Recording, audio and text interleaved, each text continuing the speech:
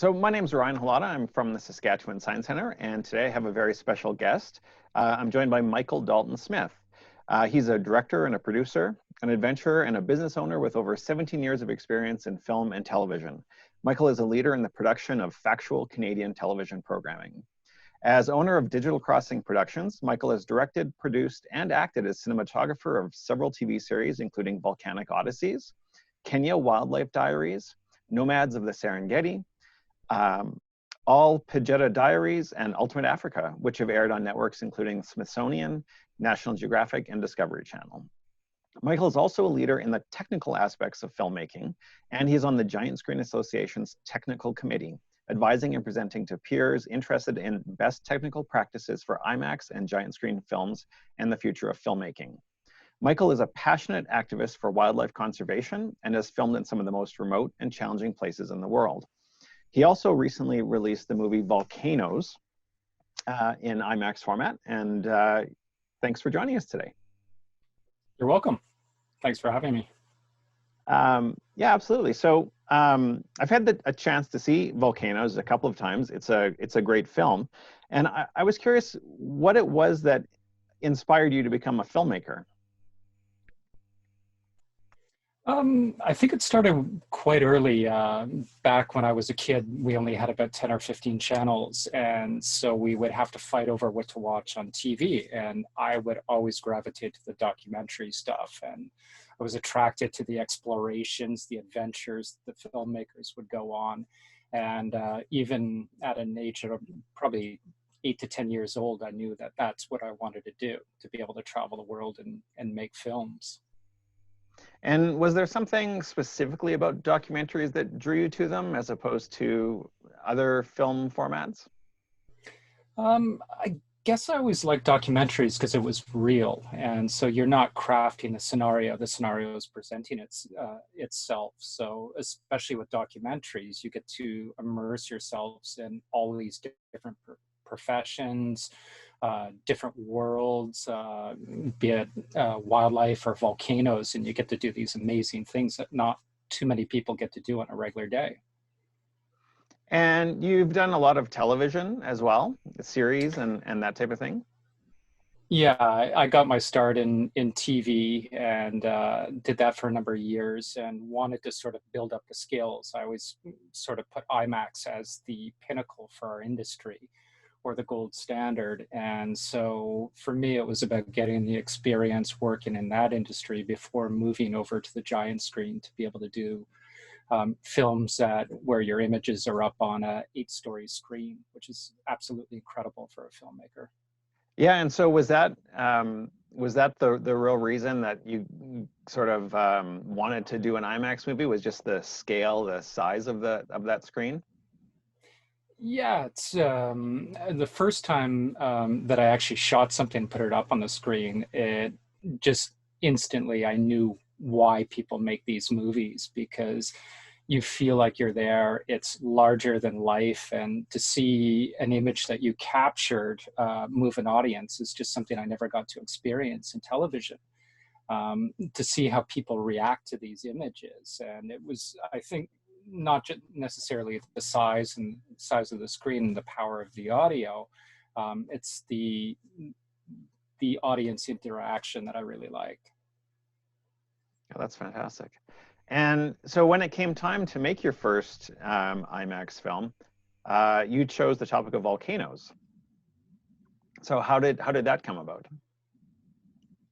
I think as a kid, you always sort of gravitate to something like, be it dinosaurs or natural history stuff, animals. For me, it was volcanoes. I had always been fascinated. I think I saw a documentary when I was about 10 years old that sort of changed the path of my life. So every book report I did, every speech I wrote in school, always kind of had that as a subject matter for me. And so it was something, when I got into this world, I knew that was a subject that I was going to have to do and figure out how to get there, how to get into these places that are usually pretty off limits to the average person. And yeah, just create something that's really exciting for myself. And so obviously you had a lot of experience with that, but how do you even start to make a movie about volcanoes? Like, what does that process look like? A lot of it is just an idea. I often bounce back and forth between African wildlife and volcanoes, and so you come up with a basic story you want to tell. And for me in this one, I want to explain the bigger picture of how the Earth works. And so I was really motivated to tell a story that I hadn't really seen in documentaries before. So with that in mind, I wanted to figure out the best way to take an audience into a volcano. And so with an IMAX film, you don't want to just sit far back looking. You want to be right there and in amongst the action. And so it's finding the right subject matter. In our case, it's we follow a National Geographic photographer around named Karsten Peter. And he's able to bring us right there and put us on the edge of these volcanoes as they start to explode. Um, how long did it take to actually film the movie? Like, how long were you in the field for, and then how long does it take, sort of once you've got those shots, to put everything all together? Yeah, the whole process I think was probably 2 to 3 years from start to finish, from when I came up with the concept and first pitched it to the industry. Um, it required a lot of days out there. I think for us, it's just putting in the time on the mountains to get the right explosions, the right variety, and I think we probably did about 250 days on location, often camping for up to a few weeks on a volcano to get the right scenario that works for our film. And so that's bringing up your own camp, your own supplies, sometimes within a couple 100 meters of the active crater, and you just build your camp, and that's where you hang out for a week. And what kind of places did you use as locations for the films? Like, where did you shoot? Which volcanoes did you go see?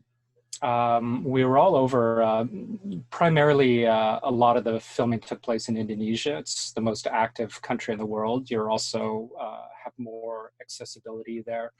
We shot it in the Congo, Tanzania, Mexico, Italy, and of course the big eruption in Hawaii that took place a couple of years back. Um, I think a lot of people, when they think of how you might make a movie, they would assume that you would start with like a screenplay or a script. But I imagine with a documentary film, you can't tell a volcano what to do and when to do it. So as you write the movie, how much does it change, or how much did the film change from sort of what you had envisioned at the start to what you ended up with at the end? It's a good question because it does change. So I had a few things, what I would say, on my wish list that I wanted. I knew I wanted a big lava eruption. I wanted some explosive stuff, and you can't always get that type of stuff because sometimes they don't happen for 4 or 5 years. So we started with a concept and working together with my co-writer, Karen Gordon. The concept that came out of our development is that not too far below our feet is this enormous heat source that's at the center of the Earth that powers all of these volcanoes. And so we wanted something that would tie the overall arc of the story together. So it became this sort of, I guess we never think of it as being so close, but depending where you are on the Earth, that molten stuff is like a couple of kilometers to maybe like, a 45-minute drive away from your house. That's how far down there's molten material. So we wanted to bring that concept to the film, and the fact that this process that created the Earth is all around you, and it's happening every day. And you can see it in places where we go. And then the final film ended up, it's called Volcanoes, The Fires of Creation. And I'm going to run the trailer for all of our audience here to see right now, just so that they're a little bit more familiar with what we're going to talk about.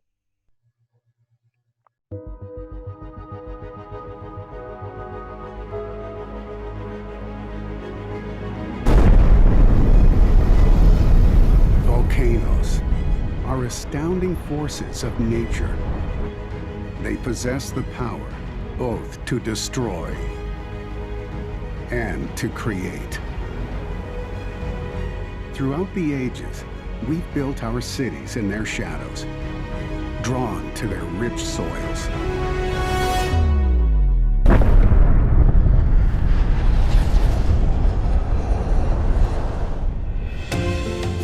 From the depths of the ocean to grasslands and tropical forests, volcanoes help shape vibrant ecosystems. Join National Geographic photographer Karsten Peter and his team as they go where few would dare. The whole thing is rumbling, the whole earth is shaking. It's absolutely incredible. Discover the exciting science behind the Earth's origins. Every rock tells a story, so imagine what this one will reveal.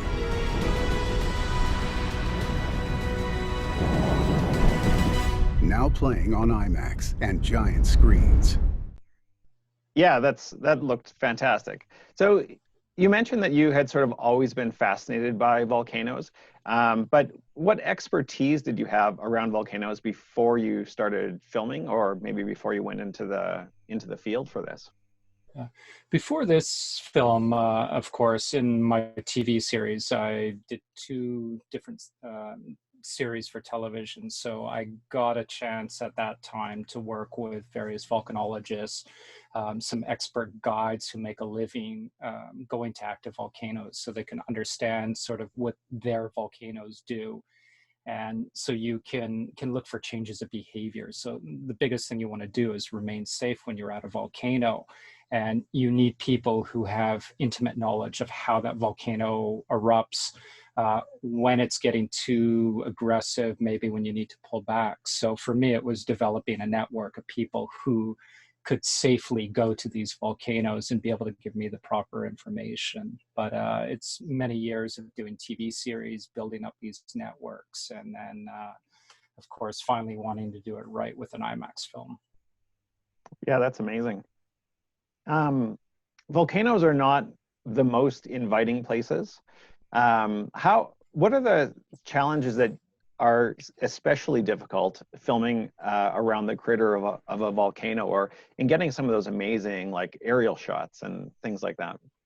Yeah, some of it's actually just the basic type of things, like getting to the volcano, because you think if you go to hike a mountain, often there's like cut trails and just things are made easy for you. On a volcano, people rarely go up them, so often you don't have paths. There's no support system up there. There's no running water for it. So you need to be able to bring everything you have to live up there for 6 days.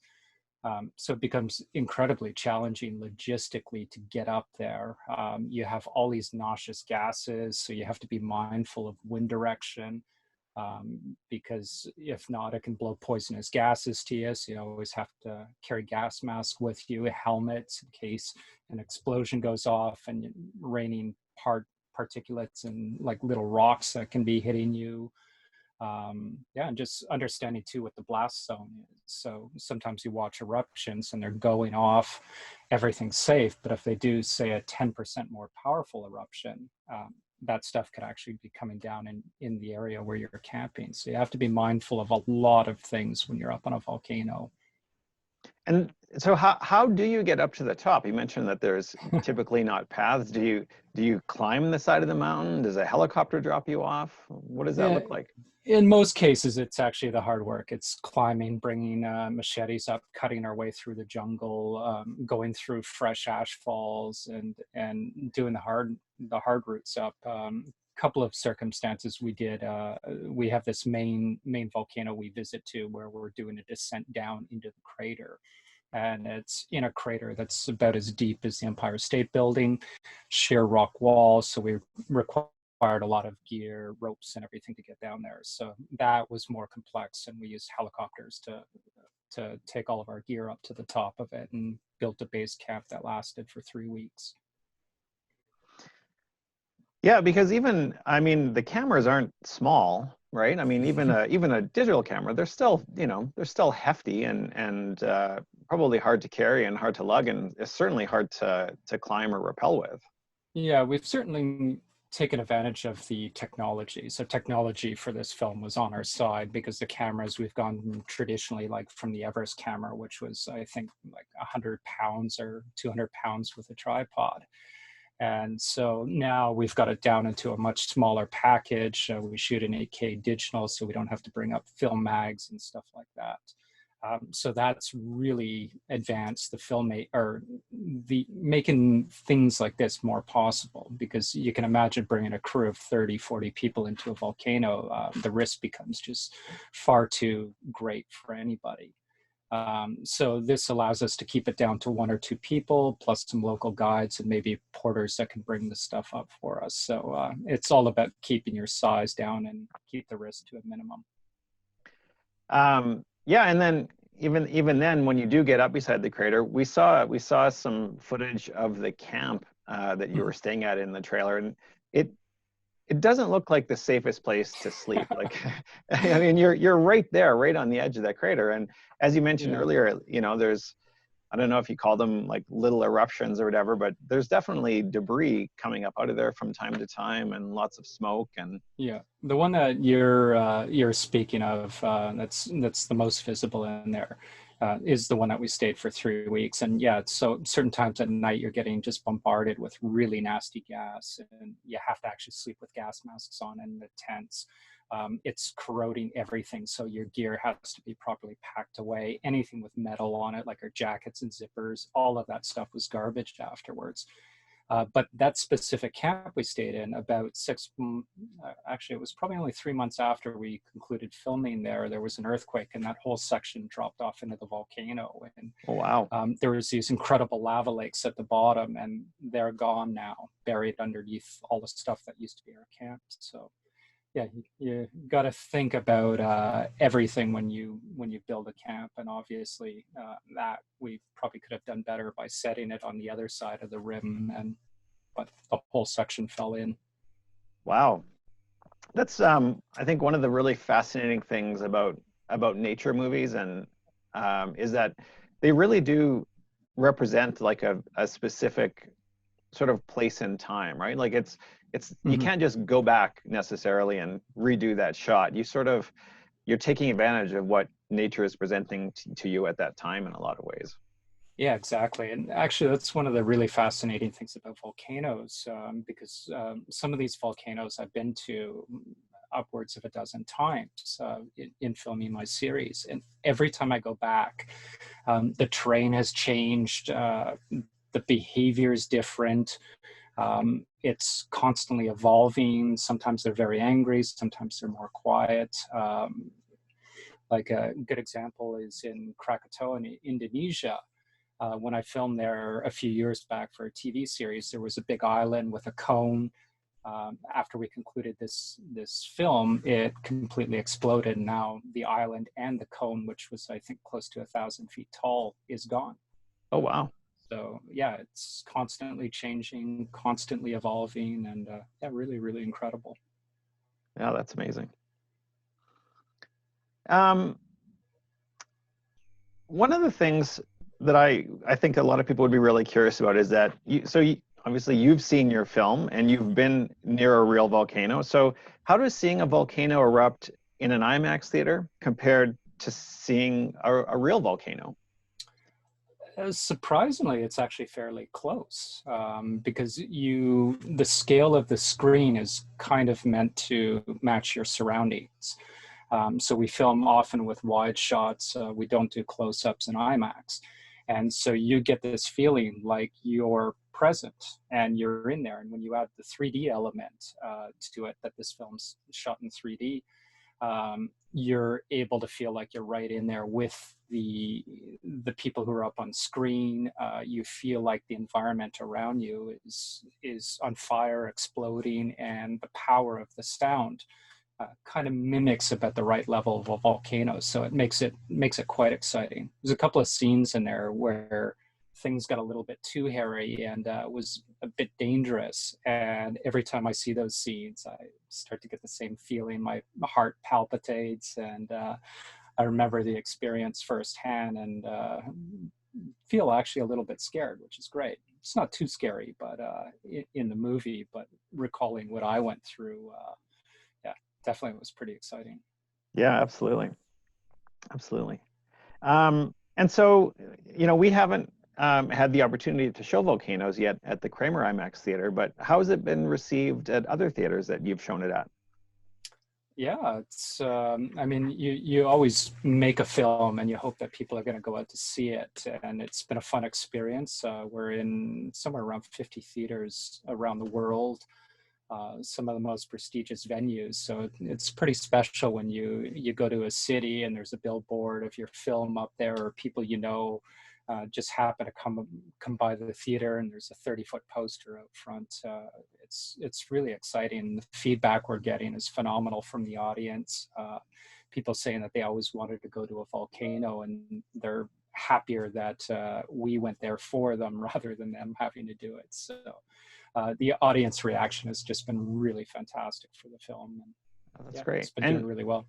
It's won an award as well, has it not?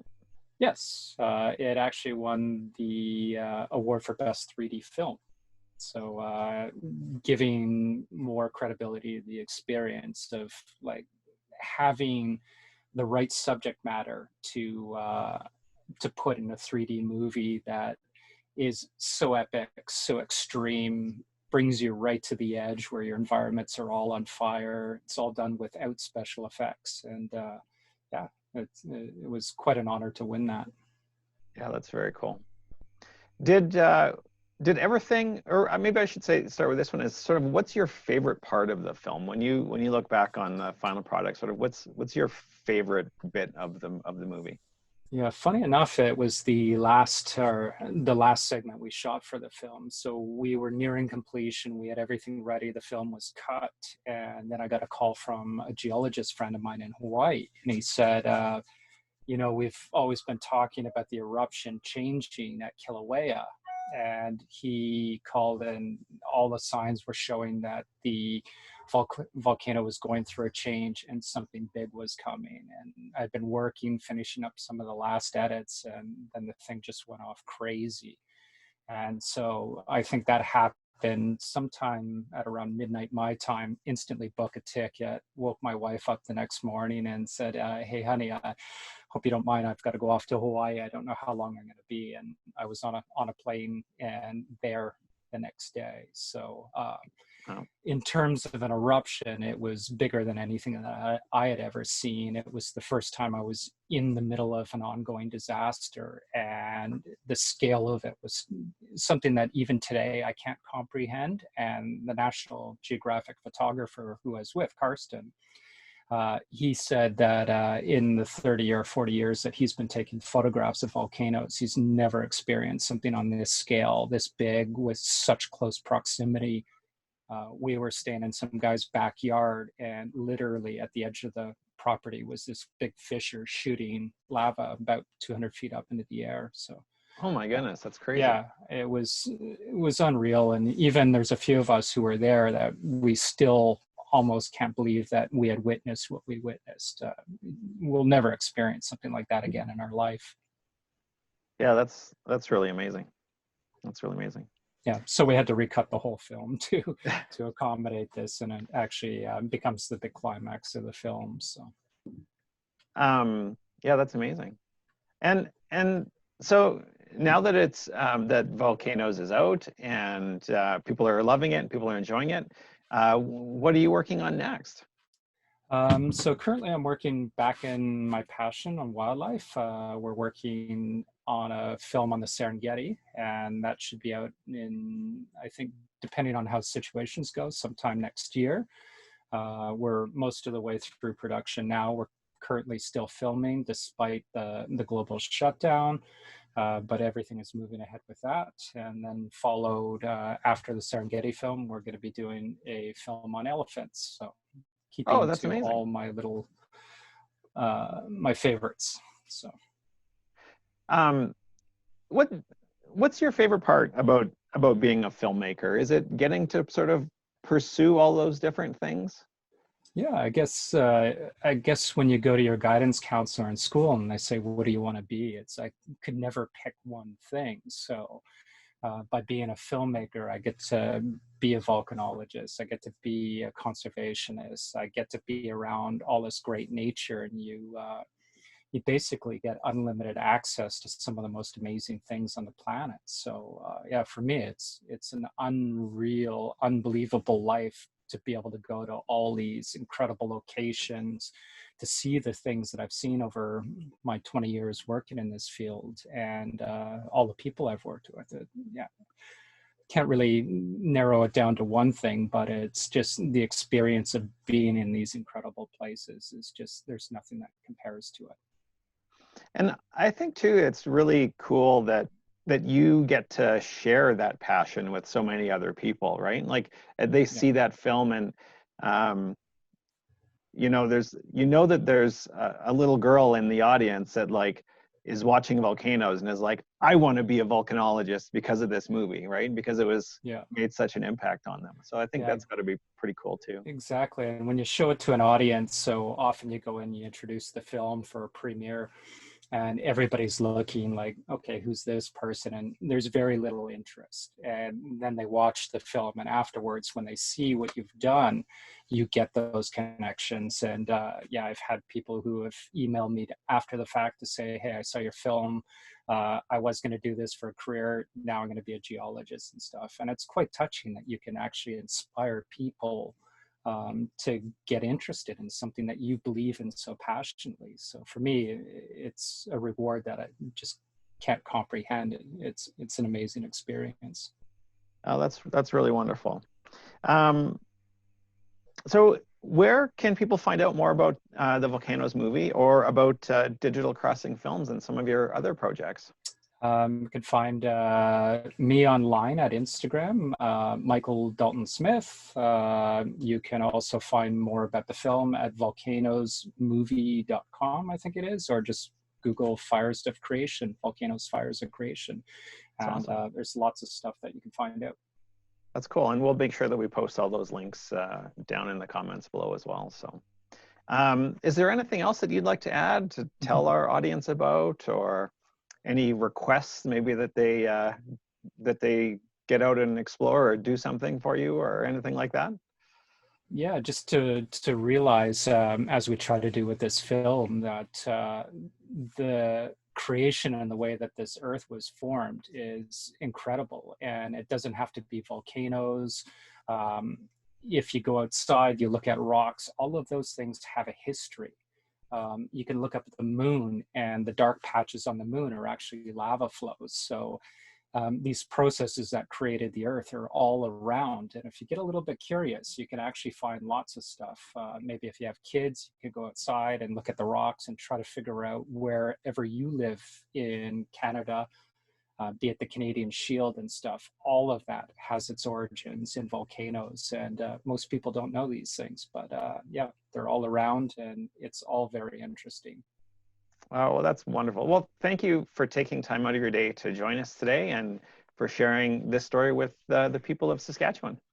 Cheers. Thanks. Thank you.